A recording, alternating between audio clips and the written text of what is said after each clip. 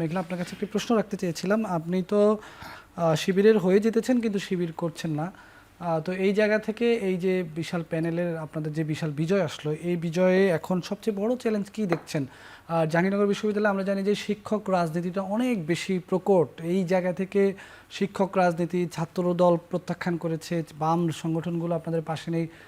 কি মনে হয় কিভাবে কাজ করবেন?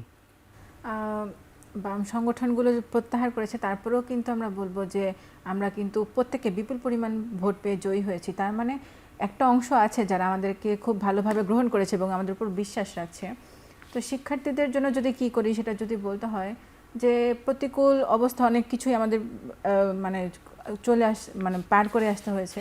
সে ভিতরে আমি সাইবার বুলিংটা যদি বলি, এটা আমাদের প্রায় প্রত্যেকটা প্রার্থী সাইবার বুলিংয়ের শিকার হয়েছে। তবে আমি বলবো যে এর ভিতরে আমি সব থেকে বেশি বুলিংয়ের শিকার হয়েছি। দেখা গিয়েছে যে যেই মতাদর্শের শিক্ষার্থীরা সবসময় নারী স্বাধীনতার বুলি আওড়ায়, কিন্তু আমি শুধুমাত্র একটা মানে ইসলামী সংগঠনের প্যানেল থেকে নির্বাচিত হয়েছি দেখে তারা আমাকে সরাসরি রিয়েল আইডি থেকে তারা কটাক্ষ করতো এবং তারা সরাসরি এভাবে বলেছে যে আমি যেই প্যানেল থেকে নির্বাচনে দাঁড়িয়েছি আমার জন্য এটাই কাম্য। এবং সাইবার বুলিং এত পর্যায়ে চলে গিয়েছিল, সেটা রিয়েল আইডি হোক বা বট আইডি হোক, একটা পোস্ট করলে সেখানে কমেন্ট সেকশন ভরে যেত। আমি কমেন্ট কখনো চেক করি না, এরকম অবস্থা। তো এখানে এত নোংরা নোংরা কথা আসে, কখনো পর্ন তারকার সাথে তুলনা করা হয়, কখনো পুরুষের লিঙ্গের সাথে তুলনা করা হয়। এবং যখন আমাদের ভোট গণনা চলতেছে ওই দিন একটা আমার পোস্টে কমেন্ট আসছে যে যে ফ্রি মিক্সিং করি এখান থেকে আমি গর্ভধারণ করব এবং পরে বলবো যে বৈবাহিক ধর্ষণ হয়েছে। এই ধরনের নোংরা নোংরা প্রচুর কথা আসে।